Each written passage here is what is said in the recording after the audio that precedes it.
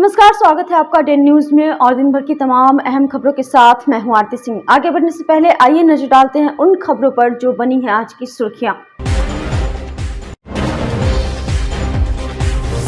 ननिहाल में मिला युवक का शव, पुलिस कर रही है मामले की जांच।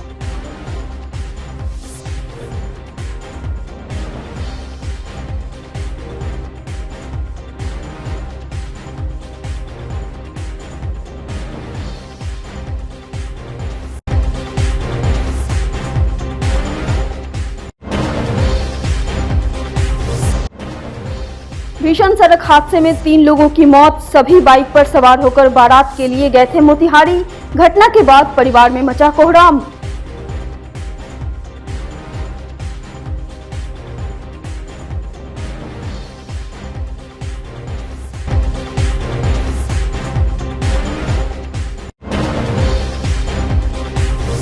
और तिरहुत स्नातक उपचुनाव के निर्दलीय उम्मीदवार राजेश रोशन की मौत, बीजेपी से बगावत कर भरा था पर्चा।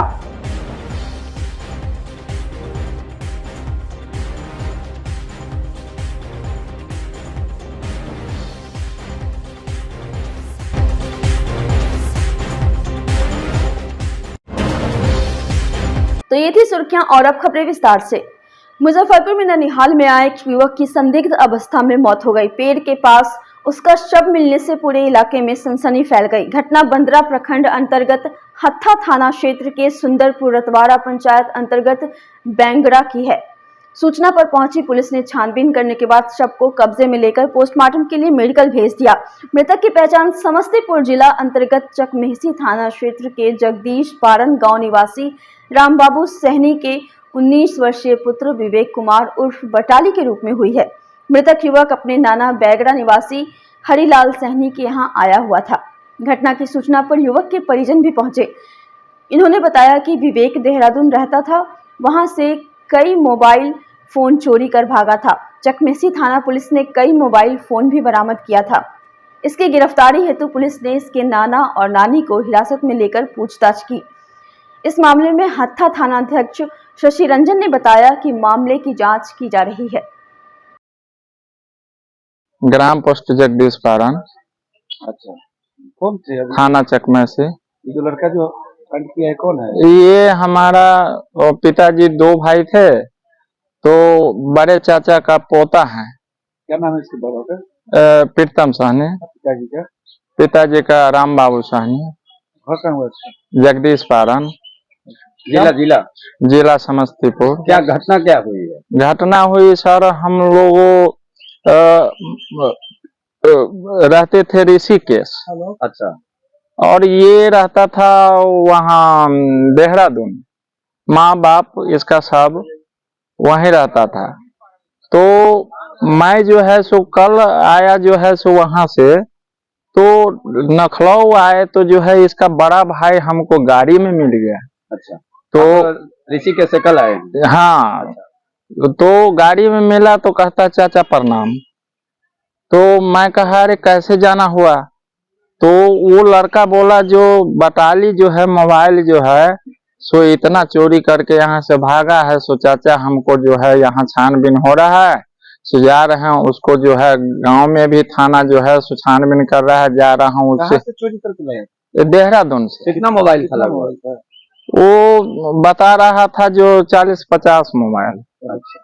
तो जिसमें सारा मोबाइल जो है 18 मोबाइल गांव का लड़का को 2000-4000 में जो भी दिया, तो 18 मोबाइल जो है सो सब हवाले करवा दिए हम लोग। बचा हुआ था? आज जो बचा हुआ था तो इसको भाई जो है वह पास में है, दीपक नाम है।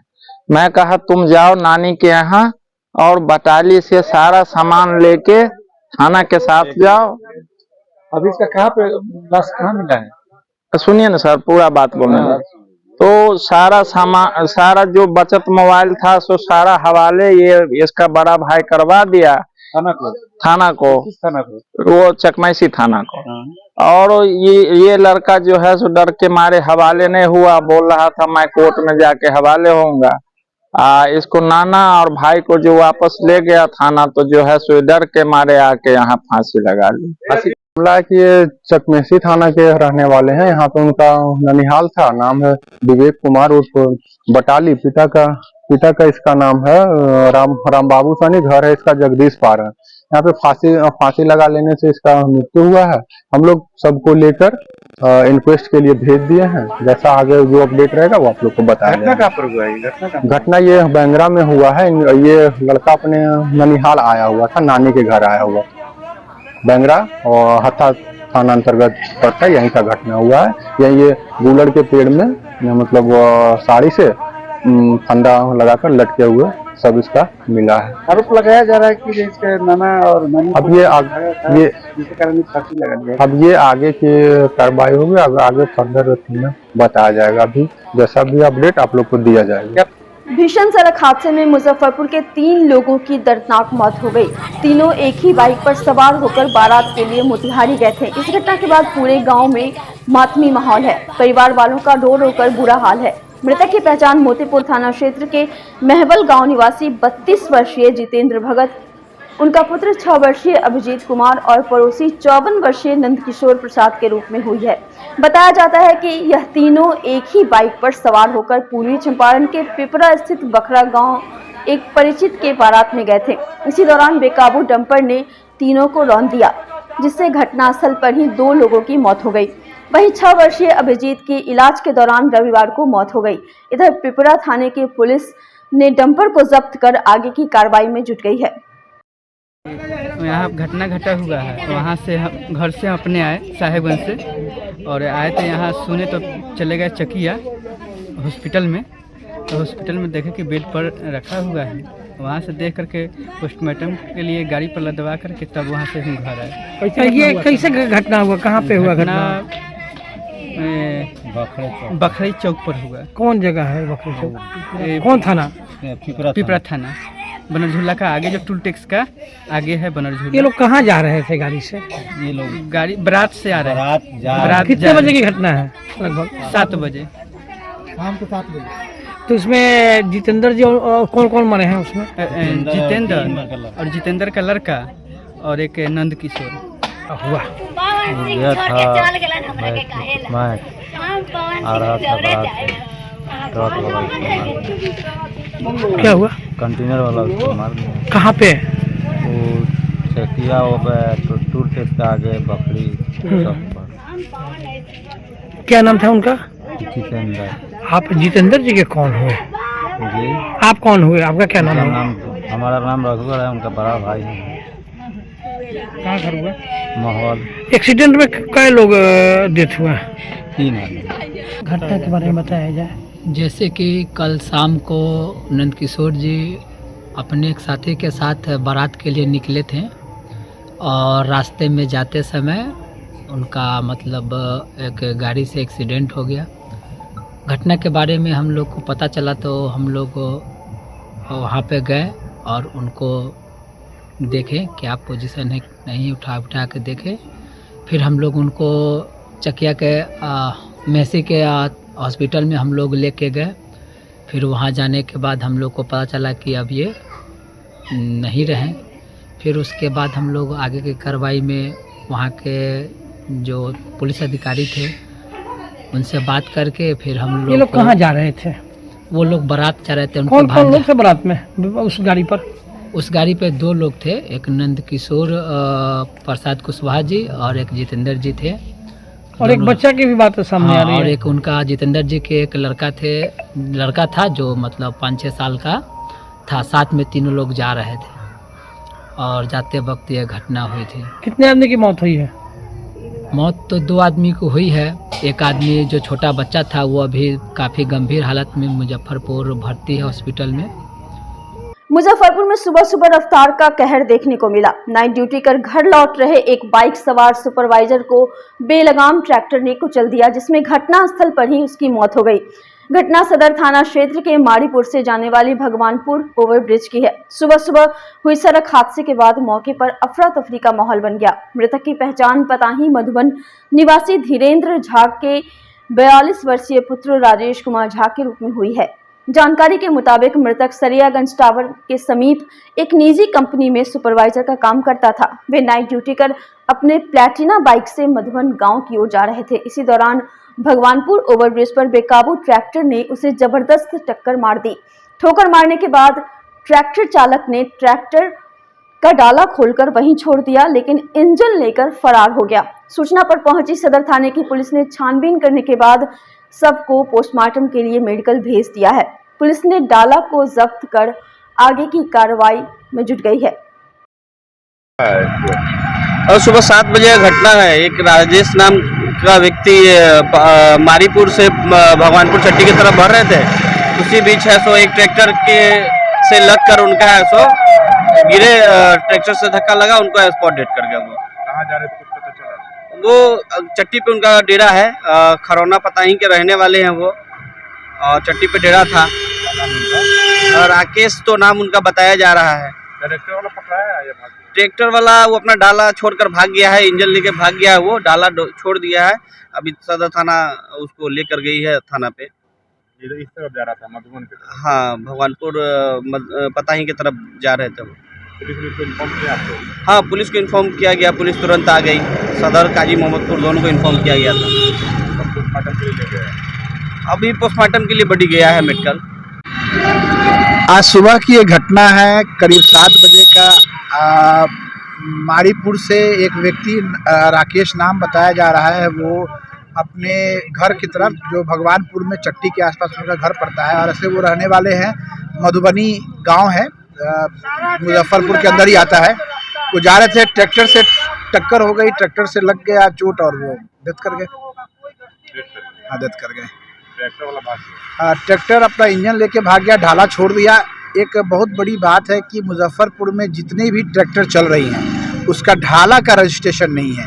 इससे ये पता नहीं चल पाता है कि घटना कौन कर रहा है। और ट्रैक्टर ढाला से आए दिन रोज कहीं ना कहीं कुछ ना कुछ दुर्घटना हो रही है। या तो गाड़ी में टक्कर लग जाता है, लोग उससे दब के मर जाते हैं, लेकिन पुलिस और सरकार इस पर गंभीर नहीं है। ढाला का रजिस्ट्रेशन होना चाहिए। बगैर ढाला रजिस्ट्रेशन जो ट्रैक्टर चल रहा है शहर में, नगर निगम की भी कई गाड़ियां हैं जो बगैर ढाला रजिस्ट्रेशन के चलती हैं, कचरा लेके जाती है, रोज आए दिन टक्कर होता रहता है, वाद विवाद भी होता है। और आज देखिए ये घटना गंभीर हो गई, एक जीवन चला गया। तो इसके लिए दोस्त तो कहीं ना कहीं सरकार भी है। हेलमेट लगाने के बाद भी हुआ है? हेलमेट, देखिए हेलमेट लगाने के बाद क्या, वो हेलमेट तो एक मतलब सामान सुरक्षा के लिए है ना। जब बड़ी टक्कर होगी तो हेलमेट इसमें क्या करेगा आपको, सामान सुरक्षा के लिए है। वो डाला से पीछे उनके ब्रेन में लगा है, ब्रेन हेमरेज कर गया होगा, मदद कर गए होंगे। नाम बता। आज सुबह 7 बजे अपने ड्यूटी से अपने घर की ओर जा रहा था, और उस पीछे से कोई ट्रैक्टर आई है जिसके ढाला पर कोई नंबर नहीं है, लेकिन ट्रैक्टर पर आगे नंबर है। उसी वो टेक ओवर करने में इसको घसीटते हुए भाग गया है। और जब घटना हो गई है तो ढाला काट करके और वो ट्रैक्टर मालिक भाग चुका है। ऐसा हमको पूर्व अनुमान है कि अगर सदर थाना सही से इसकी इंक्वायरी करे तो गाड़ी नंबर पकड़ा जाएगा। और गाड़ी नंबर पर हम लोगों का डिमांड है ग्रामीणों की तरफ से कि ये गाड़ी नंबर को लोकेट करते हुए उस गाड़ी पर FIR लॉन्च किया जाए, उचित कानूनी कार्रवाई किया जाए। ये जो मारीपुर ओवरब्रिज पुल है जो भगवानपुर की ओर आती है, वहीं पे बीच में लाइन के थोड़ा सा आगे ये घटना हुई है, और ये सदर थाना के क्षेत्र में है। मृतक का नाम राजेश कुमार है। पिता लमसम इनका एज 40 होगा। पिता का नाम श्री धीरेन्द्र कुमार झा है। ये मधुबनी, ग्राम मधुबनी, पोस्ट पताही, थाना सदर, जिला मुजफ्फरपुर के वासी हैं। ये बाइक से आ रहे थे। हम लोग को जानकारी जब एक सूचना मिली है तो हम लोग आए हैं, तब तक ट्रैक्टर मालिक भाग चुका था, ट्रैक्टर ड्राइवर ट्रैक्टर लेके भाग चुका था। इसलिए हम लोगों का सख्त डिमांड है कि जल्द से जल्द गाड़ी को लोकेट करते हुए पकड़ा जाए। पुलिस पहुंच गई है, पुलिस कार्रवाई में तत्पर है। इसमें किसी प्रकार के पुलिस पर विवाद नहीं है। लेकिन हम मृतक के ग्रामीण हैं और हमारे ये कुल पुरोहित हैं। भाजपा के जुझारू कार्यकर्ता और वर्तमान में तुरहुत प्रमंडल स्नातक विधान परिषद उपचुनाव के प्रत्याशी राजेश कुमार रोशन का रविवार की सुबह निधन हो गया। कुडन्नी के सुस्ता माधोपुर स्थित आवास पर उन्होंने अंतिम सांस ली। परिजनों ने हार्ट अटैक होने से मौत की जानकारी दी है। 2 दिन पूर्व राजेश रोशन ने तुरहुत स्नातक विधान परिषद पद के लिए नामांकन किया था। राजेश रोशन विधान परिषद का चुनाव लड़ना चाहते थे, लेकिन पार्टी और गठबंधन से उन्हें मौका नहीं दिया गया। उनके असामयिक मौत पर उनके शुभचिंतकों ने गहरा दुख प्रकट किया है।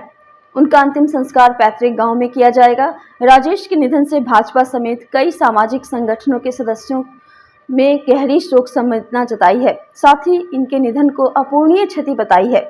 उनके निधन से मुजफ्फरपुर में शोक की लहर व्याप्त हो गई है। सीतामढ़ी के सांसद देवेश चंद्र ठाकुर तिरहुत स्नातक क्षेत्र के एमएलसी थे। उनके लोकसभा चुनाव लड़ने के कारण यह सीट खाली हो गई और उपचुनाव हो रहे हैं। एनडीए ने इस सीट पर जदयू के प्रवक्ता और देवेश चंद्र ठाकुर के रिलेटिव अभिषेक कुमार झा को उतारा है। दूसरी ओर महागठबंधन ने राजद के गोपी किशन को मौका दिया है। प्रशांत किशोर की पार्टी जन स्वराज भी मैदान में है। पीके ने इस क्षेत्र से डॉक्टर विनायक गौतम को उतारा है। विनायक गौतम के पिता राम कुमार सिंह तिरहुत स्नातक से 3 बार एमएलसी रहे।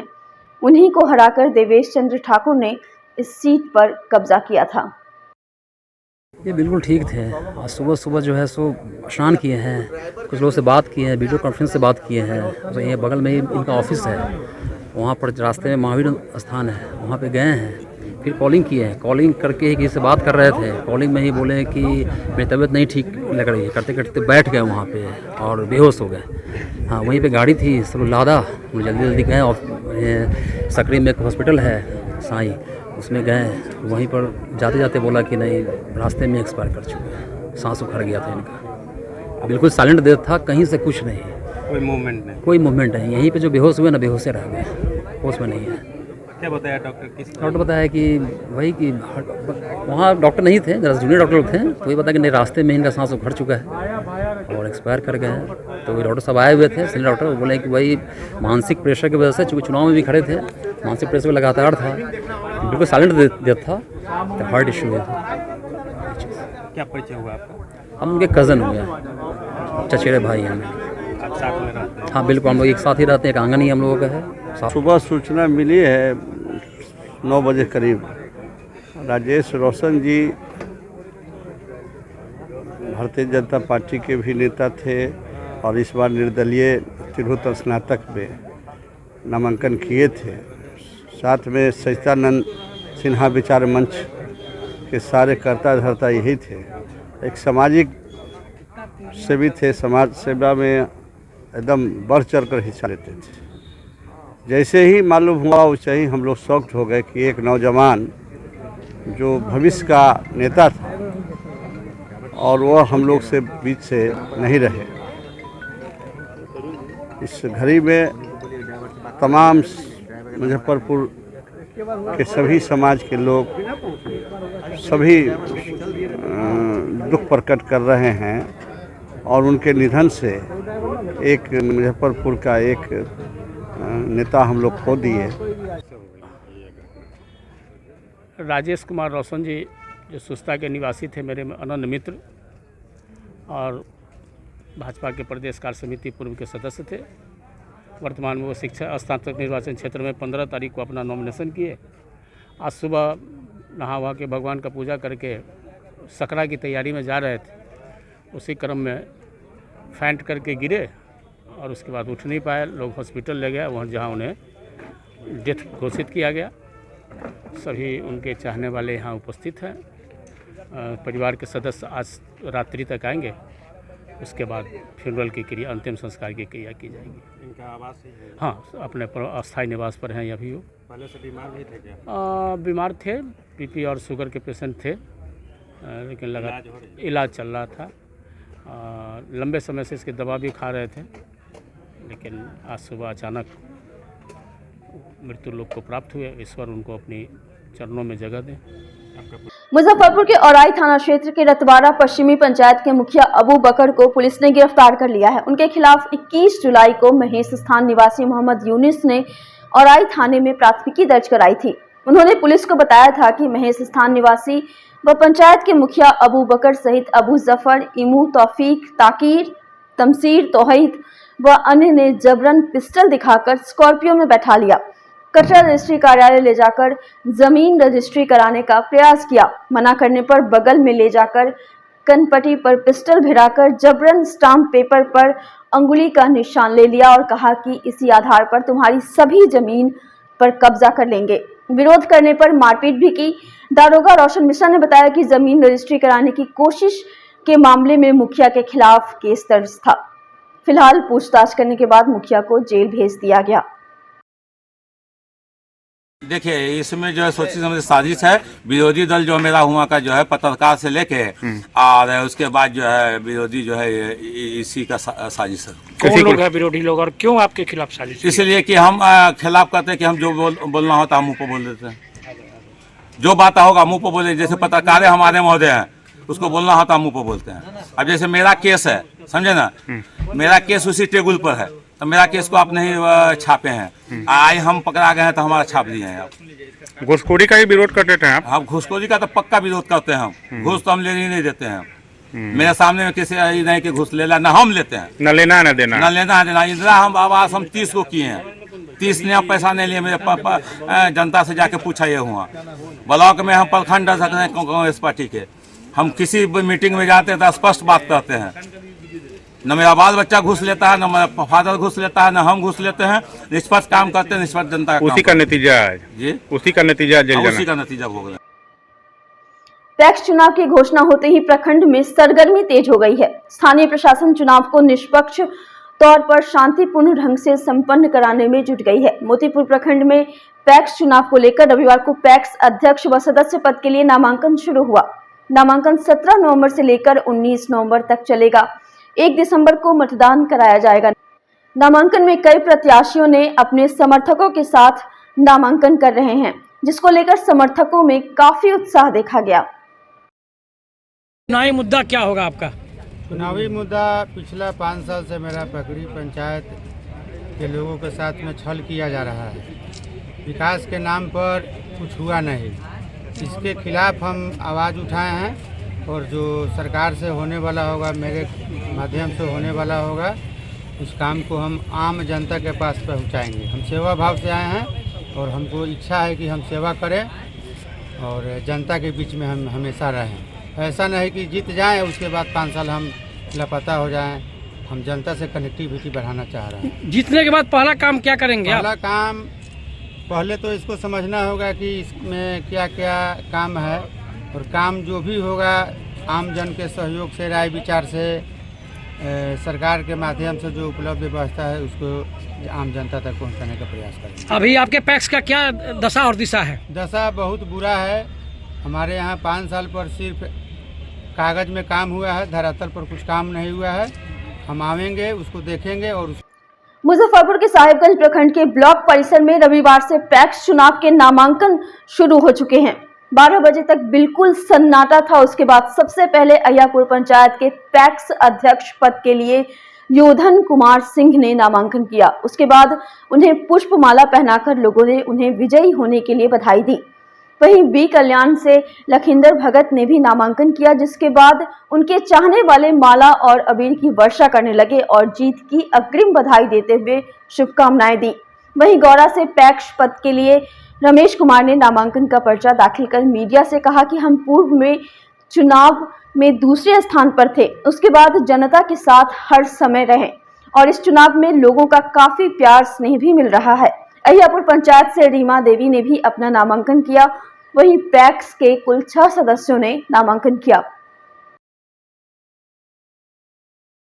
मेरा जो कार्यकलाप रहा है उस कार्यकलाप के हिसाब से मैं जनता के बीच में जाता हूं और मैं जनता के बीच में अपना कार्य करके दिखाता हूं और सब लोगों से मैं दुख में सुख में जहां लोग मुझे खोजते हैं मैं 24 घंटा जनता के लिए मैं तैयार रहता हूं। मुझे दिन रात नहीं देखना पड़ता है कि दिन है या रात है। मैं कहीं भी किसी भी समय अपने जनता के लिए मैं हाजिर रहता हूं। वो थाना हो, ब्लॉक हो, ज़िला हो, चाहे जहां भी जाना हो पड़ता है, मैं अपने वोटर के लिए, अपने जनता के लिए, अपने पंचायत के लोगों के लिए मैं खड़ा रहता। मैं हर कर्तव्य का पालन करता। निश्चित रूप से जो प्यार स्नेह जो मुझे मिलता है वह मिल रहा है और आगे भी मिलते रहेगा। मैं निश्चित रूप से चौथी बार आप लोग मैं जनता से मेरा यही अपील है कि फिर से मुझे लोग चौथी बार मैंने चौका लगाने का मुझे मौका दे।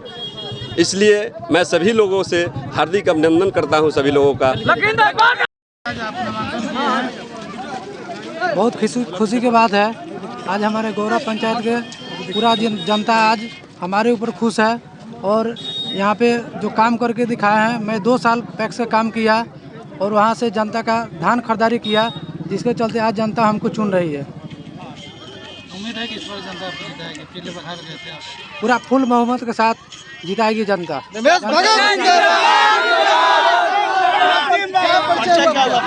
नाम रमेश कुमार हुआ, फुलदेव भगत है और मेरा ग्राम प्रशासन है पोस्ट परसापट्टी, गौरव पंचायत का पैक्स प्रत्याशी चुनाव लड़ रहा हूँ। मगर लगातार क्षेत्रों में जाने के बाद पता चल रहा है कि आपका विरोध हो रहा है, ऐसे में क्या कहिएगा? विरोध करने वाले तो लोग करते रहते हैं, विपक्षी तो हर तर्क वितर्क होगा तब न जाके चुनाव में मजा आता है। क्या अपील जनता से क्या अपील कीजिएगा? जनता से यही अपील करेंगे कि इस बार वोट करें और हमको चुनाव जिताए। हम अध्यक्ष पद के लिए नामांकन किए हैं और मैं 2008 से लगातार अभी 2024 तक मैं परिषद अध्यक्ष रहा हूँ। 24 में जो चुनाव हो रहा है उसमें भी पूरा भरोसा है कि हम पूर्ण बहुमत से जीत करके आएंगे। मगर आपका लगातार आपके क्षेत्र में विरोध हो रहा है। विरोध जब फील्ड में है तो जब करना है नेतागिरी तो विरोध सपोर्ट तो होता रहता है। सब कोई सपोर्ट थोड़े कर देगा, लेकिन 90% सपोर्ट है, 10% विरोध हो सकता है। क्या वो 10% आपके साथ आएंगे कि नहीं आएंगे? हमारा कोशिश है कि हम 100 को लेकर जोड़े चले।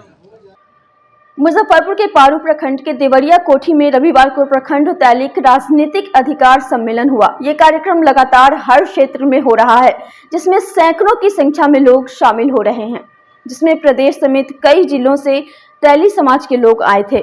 मुख्य अतिथि बेलसंड विधायक प्रदेश उपाध्यक्ष साहू भोपाल भारती ने कहा कि आबादी के अनुसार तेली जाति को भागीदारी नहीं मिल रही है। बिहार सरकार में इस समाज का एक भी मंत्री नहीं है। मुजफ्फरपुर जिले में 11 विधानसभा है, लेकिन तेली समाज का एक भी विधायक नहीं है। कार्यक्रम में तेली समाज के बीपीएससी द्वारा टीचर बनने पर उन्हें उपहार देकर सम्मानित किया गया। आज पारू प्रखंड तैलिक साहू सभा का सम्मेलन था, राजनीतिक अधिकार सम्मेलन। इसका मतलब था कि आबादी के अनुसार तेली जाति को राजनीतिक भागीदारी नहीं मिल रही है। लोकसभा में प्रतिनिधित्व शुद्ध कर दिया गया। बिहार सरकार में तेली समाज का एक भी मंत्री नहीं है, विधान परिषद में नहीं है, विभिन्न बोर्ड का गठन में इसकी उपेक्षा की गई है। जहां हम वोट करते हैं वहां संगठन में भी इसका माने कोई प्रतिनिधित्व नहीं है। और मुजफ्फरपुर जिला में 11 विधानसभा क्षेत्र है, इसमें तेली समाज का एक भी विधायक नहीं है। तो आज के सम्मेलन के माध्यम से हम लोगों ने तय किया है कि मुजफ्फरपुर जिला में साहेबगंज से आपका तैलिक पुत्र, अति पिछड़ा पुत्र, वैश्य पुत्र विधायक बने। उसके लिए पूरा बिहार और पूरा मुजफ्फरपुर एकजुट होकर शंखनाद करेगा। तेली समाज का जो सम्मेलन हो रहा है शैक्षिक राजनीतिक उत्थान के लिए, क्योंकि इस समुदाय को सभी लोगों ने इनको गुलामी के जंजीर में डाल दिए हुआ है। कोई कहता है कि हम नरेंद्र मोदी के जात हैं, कोई कहता है कि आपका राजनीति करने का अधिकार नहीं है। तो इस धरती पर हमें, और जो डाटा निकला है, बिहार सरकार ने जो डाटा निकाला है, हमारे समाज का 2.81% है, करीबन 3% के लोग हैं, पूरे 22% के लोग हैं। तो हमको जब राज बना, पहले राजा का था तो कोई राजा का बेटा ही राज करता था। आज प्रजातंत्र है, तो प्रजातंत्र में जब अधिकार नहीं मिलेगा तो वह आदमी मुर्दा माना जाता है। इसलिए हम लोग मुर्दा नहीं है, अधिकार के लिए लड़ाई लड़ रहे हैं। सम्मेलन 9 फरवरी को पटना में रखा गया है। हमारे उद्घाटनकर्ता हैं नेता तेजस्वी यादव जी हैं, और उनके हम लोग पूरे बिहार के हर प्रखंड, हर गांव से लोग जाएंगे कि हमें आप टिकट दीजिए तो मैं आपके साथ रहूंगा, ताकत के बल के साथ रहूंगा। और अब की बार समाज निर्णय लेने पर तैयार है कि हम लालटेन के साथ हैं। देखा जाता है कि हर समय जी चुनाव के समय ही सब नहीं सर, मेरा समुदाय सर सुन लीजिए, 1931 में मेरे समुदाय का संगठन हुआ था, अंग्रेज के ज़माने में भी। 1931 में हमारे समुदाय का गठन हुआ और गठन के बाद इतना दिन राय लड़ते लड़ते देश आज़ाद हो गया, सब कुछ हो गया और मेरा प्रतिनिधि नहीं बना। तो हर एक महीना पर कहीं न कहीं हमारे समुदाय का बैठक होती है। हमारा समुदाय बहुत गरीब है, बहुत पढ़ा लिखा नहीं है, कहीं घर नहीं है, द्वार नहीं है, तो कमज़ोर आदमी को संगठन में आने में बहुत कष्ट होता है। महानवंबर क्रांति की 107वीं वर्षगांठ पर SUCI की ओर से मुजफ्फरपुर में एक सुसज्जित जुलूस निकाली गई। जुलूस जिला कार्यालय से निकलकर छोटी कल्याणी, जवाहरलाल रोड, तिलक मैदान रोड होते हुए पुनः पार्टी कार्यालय में पहुंची। जुलूस के बाद जिला कार्यालय के समक्ष लाल झंडा फहराकर झंडा को सलामी दी गई। इसके उपरांत एक सभा का आयोजन किया गया। सभा को संबोधित करते हुए SUCI के केंद्रीय कमेटी सदस्य सह राज्य सचिव कॉमरेड अरुण कुमार सिंह ने कहा कि आज दुनिया में पूंजीवादी मरणासन अवस्था में है, जिससे आम जनता का जीवन तंगहाली में गुजर रहा है। महंगाई, बेरोजगारी, छटनी, तालाबंदी सहित तमाम समस्याएं भारत सहित पूरी दुनिया में मौजूद है। इसके खिलाफ जनता छिटपुट आंदोलन भी कर रही है, लेकिन कोई आमूल चूल परिवर्तन नहीं हो रहा है। आज पूरी दुनिया में मार्क्सवाद, लेनिनवाद के आधार पर मजदूरों को संगठित होकर पूंजीवाद विरोधी समाजवादी क्रांति करने की जरूरत है, तभी जीवन की तमाम मूलभूत समस्याओं का समाधान हो पाएगा।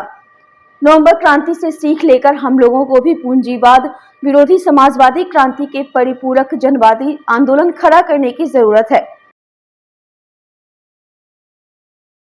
महान नवंबर क्रांति की 107वीं वर्षगांठ हमारी प्रिय पार्टी SUCI कम्युनिस्ट की ओर से मर्यादा के साथ पूरे देश में मनाई जा रही है। उसी क्रम में आज मुजफ्फरपुर में भी हमारी पार्टी की तरफ से जुलूस निकाली गई है और अभी एक सभा हो रही है। दुनिया में सबसे पहले 1917 में पूंजीवाद विरोधी समाजवादी क्रांति कर राज सत्ता पर मजदूरों का राज कायम हुआ सोवियत रूस के अंदर। इसके प्रणेता महान लेनिन और स्टालिन थे।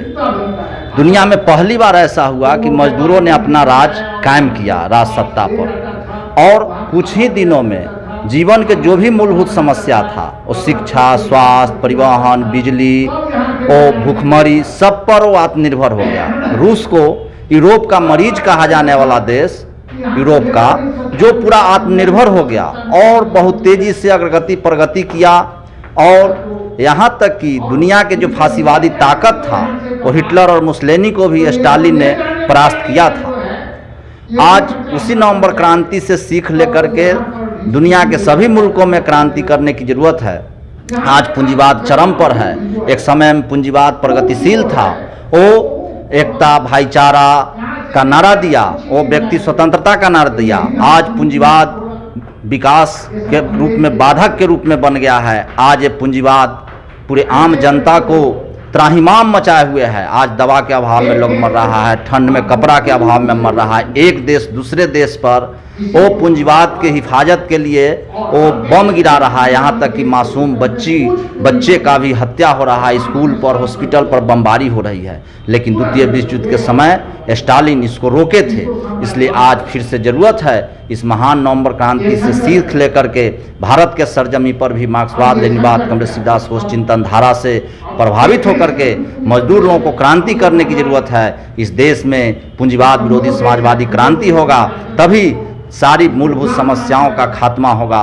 ये चुनाव और पार्लियामेंट्री सिस्टम से संभव नहीं होगा। जो 1917 में कॉमरेड लेनिन के नेतृत्व में क्रांति करके रूस की जनता ने पूरे दुनिया को बताया था कि अनपढ़ गवार लोग भी राज चला सकता है, वो राज सत्ता संभाल सकता है। इसी विचारधारा को लेकर के हमारी पार्टी SUCI कम्युनिस्ट आगे बढ़ रही है। बाबा गरीबनाथ धाम की नगरी मुजफ्फरपुर में पहली बार भगवान श्री कृष्ण के प्रिय गायों के बीच 108 श्रीमद् भागवत पोथी पूजन और मूल पाठ का वाचन श्रीधाम वृंदावन से पधारे 108 आचार्यों के द्वारा किया जा रहा है।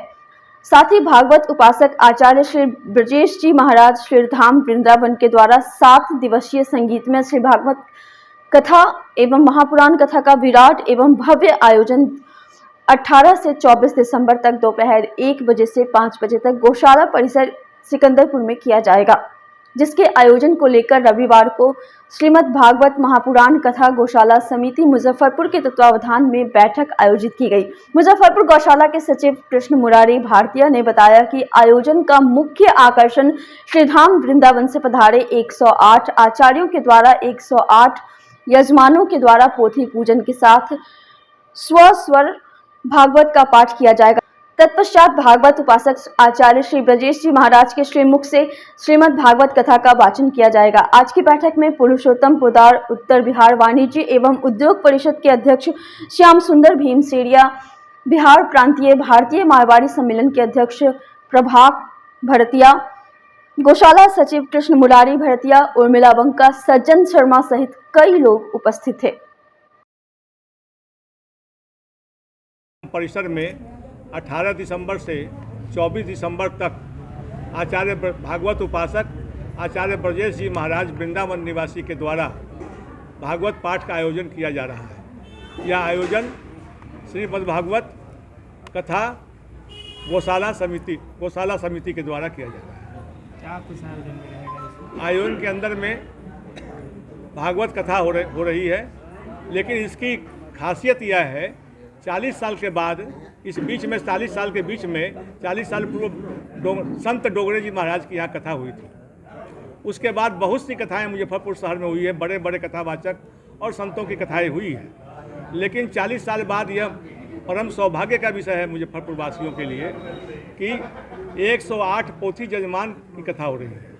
मतलब यह है कि 108 भागवत जी की स्थापना होगी, जिसकी 108 अलग अलग उसके वाचन करने वाले विद्वान ब्राह्मण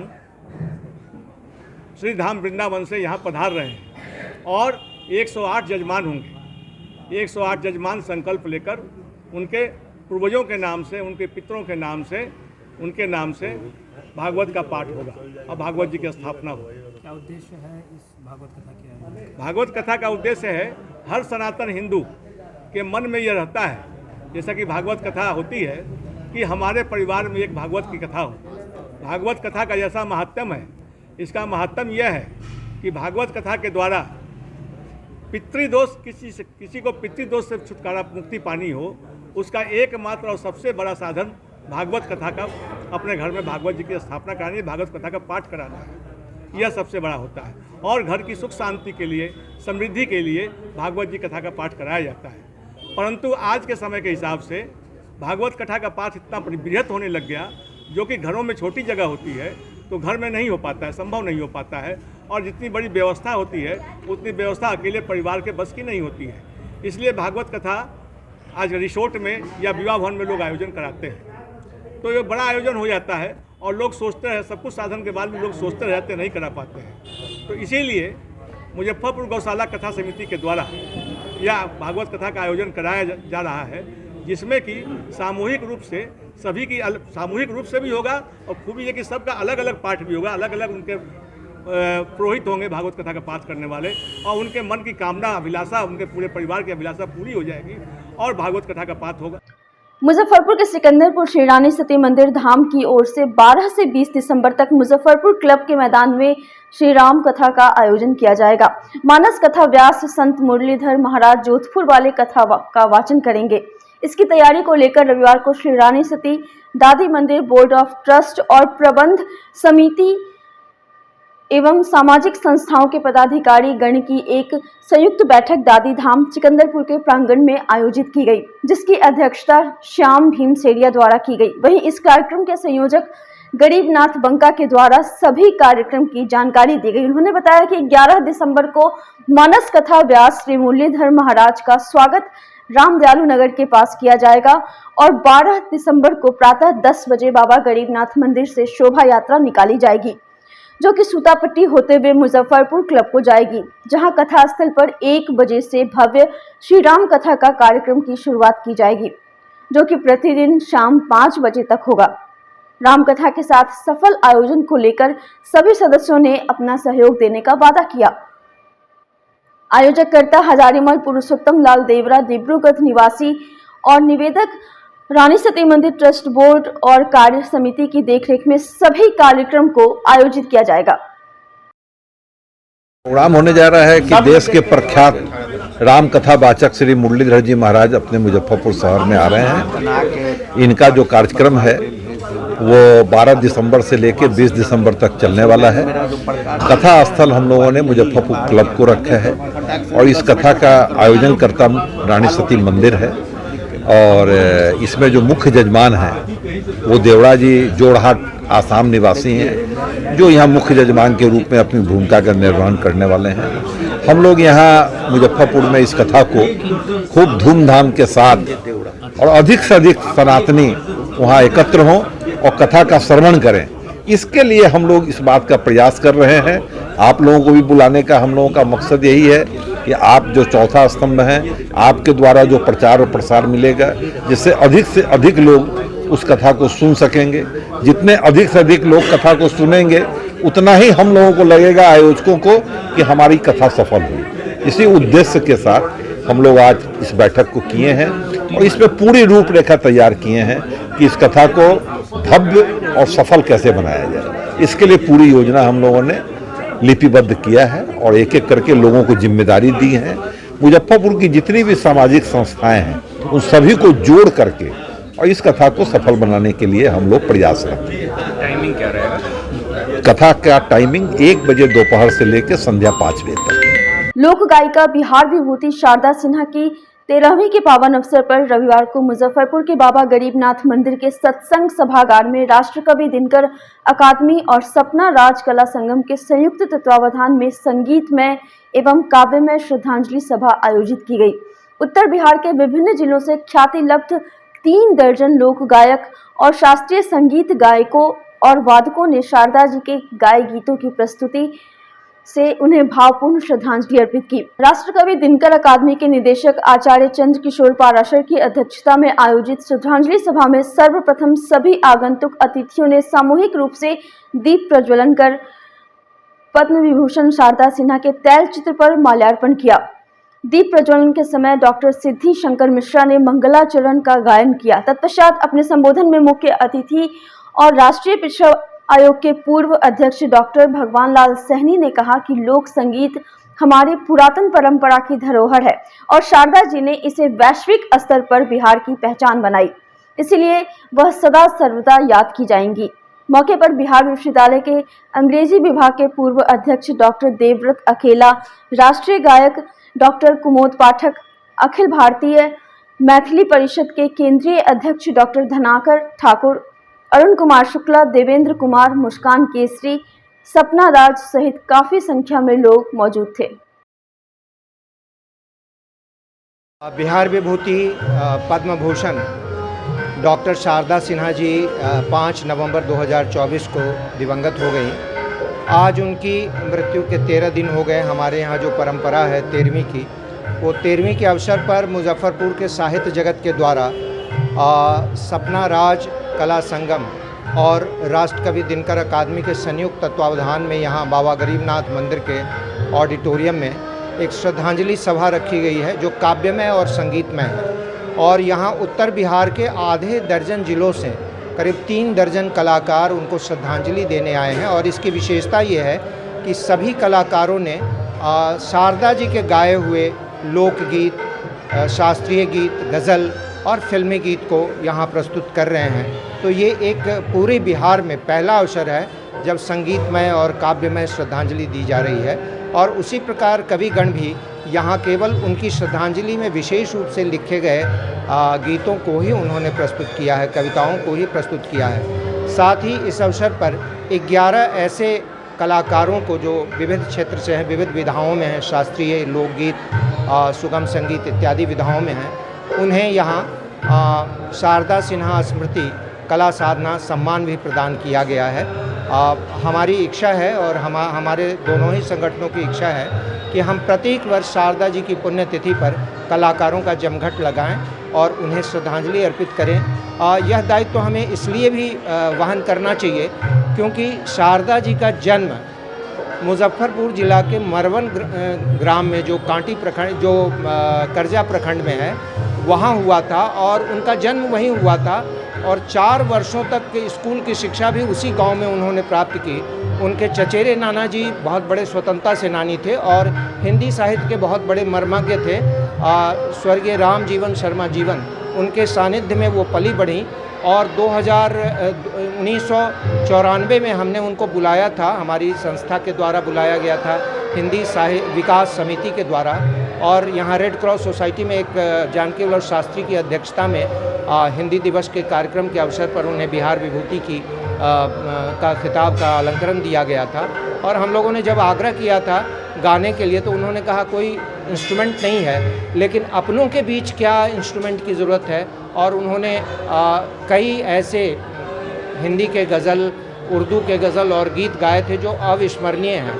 इतना ही नहीं, उनको अपने ननिहाल से इतना लगाव था कि उन्होंने कहा कि रात्रि विश्राम मैं ननिहाल में करूंगी चूँकि मेरा जन्म वहीं हुआ है, वहाँ की मिट्टी को तिलक लगाए बगैर मैं नहीं जा सकती हूँ। तो इतनी संवेदनशील थी वो मुजफ्फरपुर के प्रति, इसलिए हमारा विशेष दायित्व है। हम सभी यहाँ माँ शारदे को, शारदा पुत्री माँ शारदे को संगीत रूपी श्रद्धांजलि देने के लिए हम सभी यहाँ उपस्थित हैं। मैं सपना राज कला संगम की संस्थापिका और गायिका लोकगीतों को लेकर आगे बढ़ रही हूँ। इसमें प्रेरणा है, हमारी शारदे माँ हम सभी की प्रेरणा है और उनके गीतों को सदियों हम लोग सुनते और गाते आएंगे। वो उनकी सारे गीतों को हम लोग बस सीखने की कोशिश कर रहे हैं, आजीवन देने की कोशिश करेंगे लोक गायिका। रविवार को मुजफ्फरपुर के पानीकल चौक पर फिट कैंप जिम नामक जिम का उद्घाटन किया गया। शहर की मेयर निर्मला साहू ने फीता काटकर इस जिम का उद्घाटन किया। जिम के प्रोप्राइटर मनीष देव आर्य ने बताया कि आजकल के भागदौड़ के जीवन में लोगों का फिट रहना बहुत जरूरी है। लोग फिट रहेंगे, सेहतमंद रहेंगे, तभी समझ से कुछ अच्छा कर सकते हैं। इस इलाके में आसपास जिम नहीं होने के कारण लोग एक्सरसाइज नहीं कर पा रहे थे और इलाके के लोगों की मांग थी कि यहाँ पर भी एक अच्छा जिम होना चाहिए, इसलिए यहाँ पर हमने जिम खोला है। इस जिम में सभी प्रकार के अत्याधुनिक उपकरण और जानकार ट्रेनर मौजूद हैं। वहीं जिम की सदस्यता शुल्क भी वाजिब रखी गई है, जिससे हर तबके के लोग यहाँ आराम से जिम का फायदा उठा सकते हैं। आज मुजफ्फरपुर शहर के पानीकल चौक पर फिट कैंप जिम का यहाँ पे उद्घाटन हुआ है। मैं इसके लिए मनीष देव आर्यन जी को बहुत बहुत बधाई देती हूँ, इनके पूरी टीम को, कि उन्होंने मुजफ्फरपुर शहर की जो जनता है स्वास्थ्य के लिए आज सभी को कैंप जो जिम की जरूरत है आजकल के समय में, आजकल भागदौड़ के समय में लोग के पास उतना समय नहीं है। तो मैं मुजफ्फरपुर वासियों से भी कहना चाहूंगी कि अपने को स्वस्थ रखने के लिए जिम भी एक अच्छा हम लोगों का माध्यम है। ऐसे हम लोग के शहर में स्मार्ट सिटी के भी हम लोग के शहर में भी बहुत जगह पार्क है, तो समय अभाव के कारण लोग यहाँ पर आकर के अपने हेल्थ का ध्यान रखते हैं। तो आप लोग सभी आइए, हमारा मुजफ्फरपुर शहर भी स्मार्ट हो रहा है, ये हम लोग को आज देखने के लिए मिल रहा है। पहले हम लोग बाहर जाते थे तब हम लोग देखते थे, अब अपने मुजफ्फरपुर शहर में जब इतनी अच्छी चीज का हम लोग के शहर में खुल रहा है तो हमारा शहर मुजफ्फरपुर शहर है स्मार्ट हो रहा है और आगे और स्मार्ट होगा। मैं सभी मुजफ्फरपुर वासियों के लिए भी कामना करती हूँ। हम कुछ भी हो, पहले हम सभी को अपने शहर को, अपने शरीर को स्वस्थ रखना बहुत जरूरी है। तो आप लोग कुछ समय अपने लिए भी निकालना सभी के लिए जरूरी है। मैं तो इसे कहा जाता है कि दिन और रात सभी व्यक्ति व्यस्त ही व्यस्त है, लेकिन हम लोग अगर 2 घंटे अपने लिए समय निकालते हैं तो क्योंकि योग बड़ी हजार नियामत कहते हैं, तो अपने शरीर को स्वस्थ रखने के लिए आप सभी यहाँ पर आइए। जो इन्होंने हमारी जो शहर की जो युवा शक्ति है, जो आजकल हम लोग देख रहे हैं कि कोरोना के बाद से आजकल जो हार्ट अटैक इस सब का भी समस्या बहुत ज्यादा बढ़ रही है। तो सबसे पहले हम लोग फिट होने के लिए हम लोग अपने आप को स्वस्थ रखें और यहाँ पर आए और हम लोग सभी युवा साथी सभी लोग सभी की सुविधा के अनुसार यहाँ पे हर सुविधा मुहाल है। तो आप लोग जरूर इसमें अपना समय दीजिए, हमारी युवा शक्ति भी आगे बढ़े ताकि हमारा मुजफ्फरपुर शहर भी आगे बढ़ता रहे। मैं सभी के लिए यह कामना करती हूँ, मेरा मुजफ्फरपुर शहर पूरा खुशहाल रहे, स्वस्थ रहे, अच्छे से। आज हम लोगों ने फिट कैंप जिम का उद्घाटन किया है। ये चंदवाड़ा महावीर पीठ मंदिर के नजदीक के समीप यहाँ पे हम लोगों ने उद्घाटन किया है और काफी अपग्रेडेड जिम है। यहाँ पे आप और निर्मला साहू जी ने उद्घाटन किया इसका, और काफी अच्छा माहौल है। यहाँ की फैसिलिटीज काफी हैं, जैसे कि आप यहाँ पे कार्डियो कर सकते हैं, वेट लॉस कर सकते हैं, इलेक्ट्रॉनिक मशीनें हैं, नॉन इलेक्ट्रॉनिक मशीनें हैं जितनी भी अपग्रेडेड है, और क्रॉसफिट की सुविधा है, यहाँ योगा की सुविधा है, और जुम्बा क्लास भी हम लोगों ने यहाँ पे प्रोवाइड किया है। तो आपका टारगेट चाहे वेट लॉस हो चाहे मसल गेनिंग, यहाँ पे हर तरीके के प्रोफेशनल सर्टिफाइड ट्रेनर आपको मिलेंगे जो आपको अच्छा वर्कआउट कराएंगे। और आप तो जान ही रहे हैं कि आज की डेट में, आज के भागदौड़ की जिंदगी में हेल्दी रहना कितना इंपॉर्टेंट है। और इतने दूर के चंदवाड़ा एरिया में एक भी अच्छा जिम मौजूद नहीं था, तो हम लोगों ने एक अच्छा जिम यहाँ पे प्रोवाइड कराया है, जिससे यहाँ के आसपास के लोग यहाँ पे अपना स्वस्थ भी रह सकते हैं, और एक यहाँ का माहौल भी आप जो बोल सकते हैं कि डेवलपमेंट की तरफ हम लोग आगे बढ़े। प्राइसिंग क्या रहेगी? तो इसकी प्राइसिंग भी हम लोगों ने काफी बजट फ्रेंडली रखी है। आज ओपनिंग का डेट है, तो हम लोगों ने 50% ऑफ रखा है 1 ईयर के पैकेज पे, यानी आप और इसके साथ आज एडमिशन चार्ज भी फ्री है। 2 तरीके का चार्ज हम लोगों ने यहाँ पे रखा है, ठीक है। जिनको वेट लॉस करना है उनका थोड़ा अलग चार्ज है, जिनका नॉर्मल जिनको जिम करना है उनका अलग चार्ज है। काफी बजट फ्रेंडली है, आप लोग आराम से आके अफोर्डेबल प्राइस में हम लोगों ने यहाँ पे जिम प्रोवाइड किया है।